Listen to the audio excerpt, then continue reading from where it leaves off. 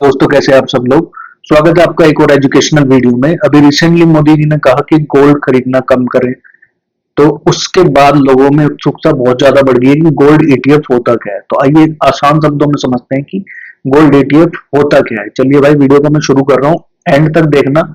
And में भी बहुत सारे पॉइंट्स ऐसे बताऊंगा जो कि बहुत ज्यादा इंपॉर्टेंट होंगे। तो सबसे पहले जान लेते हैं कि गोल्ड ईटीएफ होता क्या है। ठीक है भाई, गोल्ड ईटीएफ का मतलब है, ईटीएफ की फुल फॉर्म होती है एक्सचेंज ट्रेडेड फंड। इसमें क्या होता है कि जैसे शेयर्स हमारे ट्रेड होते हैं कंपनियों के, इस तरह से एक्सचेंज पे गोल्ड भी फंड की तरह ही एक्सचेंज पे ट्रेड करता है। गोल्ड ईटीएफ में करते क्या है, मान लीजिए कोई एक कंपनी है, स्टॉक एक्सचेंज, ये इन्वेस्टर्स है मान लीजिए। ठीक है, एक कोई कंपनी है जो कि यहाँ मान लीजिए एक रिलायंस कंपनी है जिसने की एक अपनी अपनी एक ब्रांच बनाई हुई है जो कि गोल्ड खरीदती है। इसने गोल्ड खरीद लिया 1 लाख रुपए का। ठीक है, अब ये क्या करेगी, 1 लाख रुपए की गोल्ड इसके पास है तो इसकी छोटी छोटी यूनिट बना देगी। 1 लाख रुपए की 1 लाख की यूनिट बना दी इसने मान लीजिए। तो अगर 1 लाख रुपए की 1 लाख यूनिट बनी तो एक यूनिट हमारी बनेगी 1 रुपए की। एक यूनिट की वैल्यू होगी 1 रुपए की। तो ये क्या करेगी कंपनी, इस 1 रुपए की यूनिट को एक्सचेंज पे लिस्ट करा देती है कि मैं अपनी गोल्ड को बेच रहा हूं 1 रुपए के भाव पे। अब वो 1 रुपया जो है, वो जो रियल वैल्यू होती है गोल्ड की, उसके हिसाब से ऊपर नीचे होती है। तो ये तो आसान शब्दों में आपको मैंने समझाया। कंपनियां करती क्या है कि एक बड़ी कंपनी कोई होती है, बहुत सारा गोल्ड खरीद लेती है, फिर उसे टुकड़ों में बांटती है और छोटे इन्वेस्टर्स को टुकड़ों में खरीदने की सुविधा प्राप्त कराती है। तो इसको हम कह देते हैं गोल्ड ईटीएफ। अब अगली तरफ चलते हैं भाई, अगला पॉइंट समझने की कोशिश करना कि गोल्ड ईटीएफ काम कैसे करता है। वो मैंने आपको गोल्ड ईटीएफ बताया कि इसने मान लीजिए इस कंपनी, बड़ी कंपनी ने ये 1 लाख के गोल्ड खरीदा हुआ है, इसने एक यूनिट 1 लाख रुपए की 1 लाख ही यूनिट बना दी 1 लाख रुपए के गोल्ड की, तो एक यूनिट का भाव हो गया 1 रुपया। अब मान लीजिए 1 लाख का सोने का भाव बढ़कर हो गया 1,10,000 रुपया अगले दिन। तो उस 1,10,000 रुपए के भाव के हिसाब से 1 रुपए की भी वैल्यू बढ़ेगी, 10% बढ़ेगी। 10% 1 रुपए का होगा 1 रुपया 10 पैसे। तो यानी आपने जो 1 रुपए का सोना खरीदा था वो अब हो जाएगा 1 रुपया 10 पैसे का, क्योंकि 10% की कीमत बढ़ी ओवरऑल वैल्यू पे, तो आपकी भी 10% वैल्यू बनेगी आपके छोटे से हिस्से पे। तो गोल्ड ईटीएफ एनएससी पे भी लिस्टेड होता है, आपका बीएससी पे लिस्टेड होता है। आप इसे मार्केट आवर्स जो होते हैं, जैसे कि जो शेयर्स खरीदते हैं उसी टाइम पे आप इसको खरीद फरोख्त इसकी कर सकते हैं। ठीक है भाई, अब सबसे बड़ी चीज ये होती है कि इसमें सबसे बड़ी आसानी ये है कि आप कितने भी रुपए का खरीद सकते हैं। और ये देखेंगे आप यहाँ पे, अगर गोल्ड का प्राइस बढ़ता है तो गोल्ड ईटीएफ का प्राइस भी बढ़ता है, और अगर गोल्ड का प्राइस घटता है तो ईटीएफ का प्राइस भी घटता है। आइए नेक्स्ट पॉइंट पे चलते हैं। नेक्स्ट पॉइंट है कि ईटीएफ को खरीदा कैसे जाता है। अब इसके लिए आपको 2-3 चीजें होनी चाहिए, जरूरी है।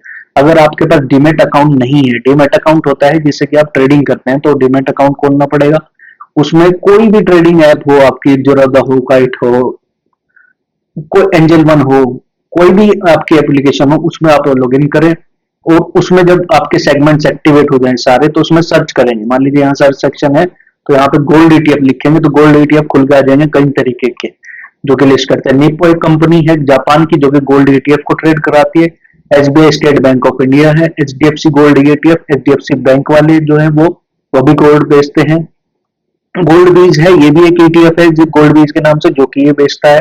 इन्वेस्को है, ये कुछ मैंने आपको उदाहरण के तौर पे दिए, मैंने इनका इनके खरीदो, बस ये उदाहरण दे रहा हूँ। ये कुछ कंपनियां होती है जो कि गोल्ड ईटीएफ को जिन्होंने लिस्ट करा रखा है। अभी इसमें आपके जैसे अब यहाँ डालेंगे तो गोल्ड ईटीएफ पे आ जाएगा। आप जब इस पे क्लिक करेंगे तो इस पे एक क्वांटिटी लिख के आएगा, यहाँ पे एक सेक्शन खुल के आ जाएगा पूरा का पूरा ऐसे डब्बा बन के। इसमें लिखा होगा कि आपको कितनी क्वांटिटी चाहिए। मान लीजिए एक क्वांटिटी चाहिए, 1 रुपए के भाव पे खरीदी। पहले वाला उदाहरण अगर हम ले लेते हैं तो आपको 100 क्वांटिटी लेने के लिए 100 रुपए देने पड़ेंगे। तो आपने 100 क्वांटिटी ले ली 100 रुपए की किसी भी एक फंड की, तो आपके पास 100 क्वांटिटी का गोल्ड आ गया। यानी अब उदाहरण के तौर पर मैंने आपको बताया था 1 लाख रुपए पे 1 लाख रुपए का 100वां हिस्सा आपके पास आ गया, 100 रुपए का हिस्सा। ये हो गया कि कैसे इसको खरीदते हैं। अगले पॉइंट पे चल लेते हैं। अब इसके फायदे क्या हैं भाई। अब इसके फायदे मैं बताता हूँ क्या है कि आपको जब आप फिजिकल गोल्ड खरीदते हैं तो आपका क्या करना पड़ता है, उसके लिए आपको बैंक में जाते हैं, लोकर लेना पड़ता है कि लोकर लेना पड़ेगा भाई।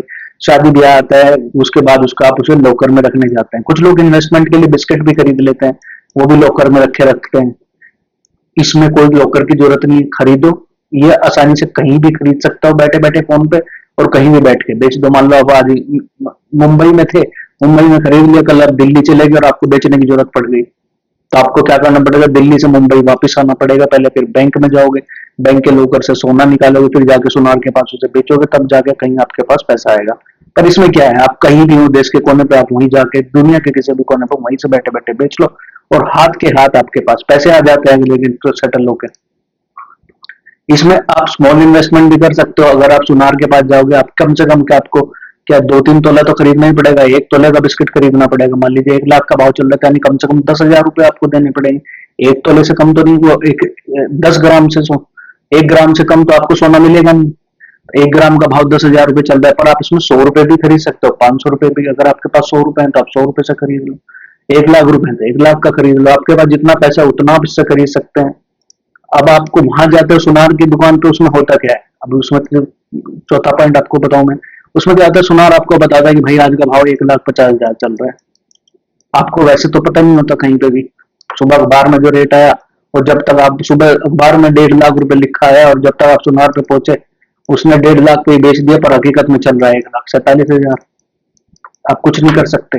तो पर इसमें ट्रांसपेरेंट प्राइसिंग होती है, जब भी आप खरीदोगे तो आपके सामने रियल प्राइस चल रहा होगा, कोई सुनार आपको नहीं बता रहा होगा कि क्या है क्या नहीं। अगर आपको लॉन्ग टर्म पोर्टफोलियो में रखना है तो ये अच्छी बात है, इसको रख लीजिए भाई। क्यों? क्योंकि आपको तो इन्वेस्टमेंट ही करनी है ना आपको लोकर खरीदने की जरूरत है। इससे फायदे हम छोटे शब्दों में समझ लीजिए, ना लोकर की जरूरत है, कम से कम पैसा लगा सकते हैं आप, और एग्जैक्ट रेट जो होता है वो आपको मिलता है इसके अंदर।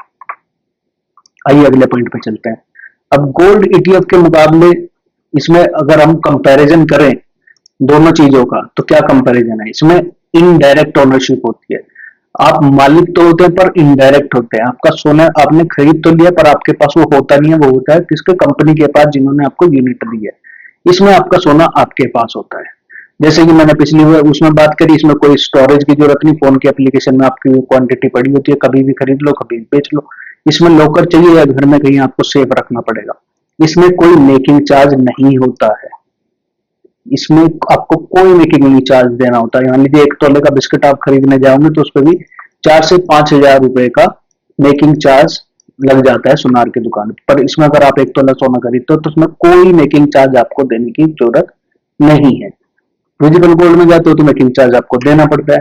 प्योरिटी 99.5% प्योरिटी स्टैंडर्ड का जो प्राइस होता है वो वाला गोल्ड आपको मिलेगा। जब आप बेचने जाओगे तो आपका 99.5% प्योरिटी वाला ही आपका दाम मिलेगा। प्योरिटी की चिंता हालांकि आजकल नहीं है, क्योंकि अब तो लेबल बन के आने लगे हैं, पर फिर भी हो सकता है कि आपको कोई सुनार आपके साथ चीट कर ले। बाय और सेल का इसमें कभी भी कहीं भी बेच लो, कभी भी खरीद लो। इसमें कभी कभी टाइम कंज्यूमिंग हो जाता है, आपको दुकान पर जाना पड़ेगा, पैसा निकाल के लाना पड़ेगा पहले, फिर दुकान पर जाओगे, फिर वहां से खरीदोगे, फिर उसे घर में लाओगे, फिर उसे बैंक में जाओगे, उसे लॉकर में रखोगे। इसमें आप 100 से 500 रुपए में भी खरीदारी कर सकते हो। इसमें कम से कम अगर मान लीजिए 1 लाख रुपए तोले का भाव है एग्जाम्पल के तौर पे, तो कम से कम आपको 10,000 रुपए चाहिए, क्योंकि 1 ग्राम से कम आपको सोना मिलता नहीं। इसका इस्तेमाल सिर्फ और सिर्फ इन्वेस्टमेंट पर्पज के लिए होता है। आपको एक इन्वेस्टमेंट करनी है, मान लीजिए आपकी लड़की आज 1 साल की है और आपने सोचा है कि उसकी 24 या 25 साल की उम्र में शादी करनी है, तो आपको उसके लिए गोल्ड खरीदना है। अब आपके पास इतना पैसा होता नहीं कि आप गोल्ड खरीदे, तो आप करते क्या है, गोल्ड ईटीएफ ले लीजिए, 100 रुपए का 500 रुपए का महीना उसमें डालते रहिए। तो धीरे धीरे धीरे करते करते जब तक वो 25 साल की होगी तो आपके पास एक गोल्ड का अमाउंट इकट्ठा हो जाएगा, उसे आप बेच के पैसा निकाल लो, उस पैसे को जाके फिजिकल गोल्ड खरीद के उसकी शादी भी कर सकती है। पर क्योंकि अगर आप यही चीज सोचते कि मैं उसके लिए ज्वेलरी खरीदता रहूंगा, पर आपको 10,000 रुपए महीना कम से कम इकट्ठा करना मुश्किल हो जाता है, तो वो आप ना तो 10,000 खरीद पाते हैं, आप कुछ भी नहीं खरीद पाते हैं। जब आप शादी करने जाते हैं तो आपको जीरो से स्क्रैच से शुरू करना पड़ता है। तो इस चीज के लिए ये बहुत ज्यादा इंपॉर्टेंट है, ये सबसे बड़ी इंपॉर्टेंट लाइन है इस चीज की भाई। अब इससे अगला पॉइंट, इसमें टैक्सेशन का बेनिफिट देख लेते क्या है। अब टैक्सेशन में क्या होता है, जब आप खरीदते, जब कोई आपका टैक्स नहीं लगता है, उसके बाद 12 महीने के अंदर अगर आप इसको बेच देते हैं तो शॉर्ट टर्म कैपिटल गेन लगता है, जो कि इनकम टैक्स स्लैब के हिसाब से टैक्स लगता है। आपकी कितनी इनकम है, मान लीजिए 12 लाख से ऊपर है तो आपकी इनकम पर ज्यादा भी टैक्स लगेगा, आपकी कम है तो कम टैक्स लगेगा। अगर आप 12 महीने के बाद बेचते हैं तो इस पर भाई 12.5% का टैक्स लगता है। आपकी चाहे इनकम कितनी हो, पर फिर आपका 12.5% का टैक्स लगता है। अब इससे अगला पॉइंट देख लेते हैं। अगले पॉइंट में हम डिस्कस कर रहे हैं गोल्ड ईटीएफ किसके लिए सही है। तो मैंने बताया जो कि लॉन्ग टर्म इन्वेस्टर है, यानी कि मान लीजिए जिसको लंबे समय के लिए इन्वेस्टमेंट करनी है या शादी की प्लानिंग कर रहा है कि मैं मुझे अपनी लड़की या किसी लड़के के लिए भी सोना इकट्ठा कर रहा है कि इस उम्र के तो दौर में उसकी शादी करनी है, तो तब तक उसके पास इतना पैसा नहीं होता है कि वो जोड़ सके, छोटा छोटा अमाउंट सोना खरीद सके। ऐसा तो होगा नहीं 1 ग्राम सोना खरीद लिया, 1 ग्राम सोना खरीद के इकट्ठा करता रहे। उससे बेहतर है कि आप गोल्ड ईटीएफ खरीदते रहें, भले ही आपके पास महीने में 500 रुपए भी डालें तो कुछ तो आएगा, कुछ तो इकट्ठा होगा। ठीक है, जिन्हें फिजिकल गोल्ड नहीं रखना, जिन्हें झंझट पे पड़ना ही नहीं कि भाई को गोल्ड खरीदेंगे फिर लॉकर में रखेंगे, उसके लिए है भाई। और जिनके पास शेयर्स होते हैं उनके लिए सेफ हेवन होता है। यानी सेफ हेवन का मतलब होता है कि मान लीजिए शेयर्स जो है ऊपर नीचे होते रहते हैं। अगर आपके मान लीजिए वोलेटिलिटी की वजह से शेयर्स नीचे गिरेंगे तो गोल्ड हमेशा उसका उलट चलता है, ऊपर की साइड बढ़ता है, तो वो आपके पोर्टफोलियो को भी मैनेज करके चलता है। अभी लास्ट पॉइंट मैं आपको बता देता हूँ जो कि बहुत इंपॉर्टेंट भी है। रिस्क जो है वो दोनों में है। गोल्ड प्राइस कभी भी कम हो सकता है, आज ज्यादा है तो कभी भी गिर सकता है। ये मैं सोच के चले कि गोल्ड का प्राइस हमेशा ऊपर ही रहेगा। हो सकता है कि आपका गिर जाए और आपको उसी समय जरूरत पड़ जाए, बेचना पड़ जाए, उसके बाद हालांकि वो बढ़ सकता है। आप जो है इसमें एक दूसरी चीज, लॉन्ग टर्म्स में रिटर्न इक्विटी से भी कमा सकते हो। इसमें क्या है कि आप अगर गोल्ड पे भी ना ध्यान देते इक्विटी भी खरीद सकते हैं, पर वो हमारा पॉइंट अभी नहीं है। हमारा पॉइंट ये है कि हमें गोल्ड अगर खरीदना है तो कौन सा बेटर है, फिजिकल या फिर ये डिजिटल वाला। तो मेरे हिसाब से डिजिटल बेटर है। अगर आपकी मान लीजिए शादी करने का 20-25 साल बाद कुछ भी काम करने का गोल है तो उसके लिए डिजिटल गोल्ड आपको बहुत बेहतर है। कई बार स्मॉल ट्रैकिंग एरर भी आ जाता है, नहीं आपने ट्रैक कर रहे हो कुछ, आपको प्राइस समझ में आया, कुछ और खरीद लिया, कुछ वो बहुत ही मिनिमम होता है, किसी किसी की गलती से हो जाता है, तो उसको हम नजरअंदाज करेंगे। ठीक है भाई, ये मेरा गोल्ड ईटीएफ के ऊपर ये पॉइंट्स थे जो कि मैंने आप लोगों को बताए। अगर वीडियो समझ में आई हो तो प्लीज लाइक करें, शेयर करें, सब्सक्राइब करें। तो 3-4 पॉइंट्स मैंने बताए कि किन के लिए गोल्ड ईटीएफ ज्यादा अच्छा है। गोल्ड ईटीएफ उनके लिए अच्छा है जो कि लंबे समय के लिए निवेश करना चाहते हैं, जिनका गोल ये है कि मुझे कुछ सालों के बाद इस गोल्ड का कुछ करना है, तो उनके लिए बहुत आसान है इस तरीके से गोल्ड को इकट्ठा करना। क्योंकि आप फिजिकली जाते हैं तो 1 ग्राम 2 ग्राम सोना खरीद नहीं सकते, तो उस समस्या को दूर करने के लिए गोल्ड ईटीएफ सबसे बेहतर ऑप्शन है। इसमें आप कितना भी 100 रुपए से भी खरीद सकते हो, 500 रुपए, मान लीजिए आपके पास महीने में 500 रुपए फालतू है, 500 का खरीद लिया। किसी महीने में 100 रुपए निकले फालतू तो आपने 100 रुपए का खरीद लिया। ये मैंने एग्जाम्पल के तौर पर बताया। हर किसी की अपनी अपनी कैपेसिटी होती है, कोई लाखों में भी खरीद सकता है, कोई उससे ज्यादा भी खरीद सकता है। ठीक है भाई, तो अगर वीडियो समझ में आई हो तो एजुकेशनल सेक्शन वाली वीडियो के लिए लाइक शेयर और सब्सक्राइब करें और शेयर जरूर करें भाई।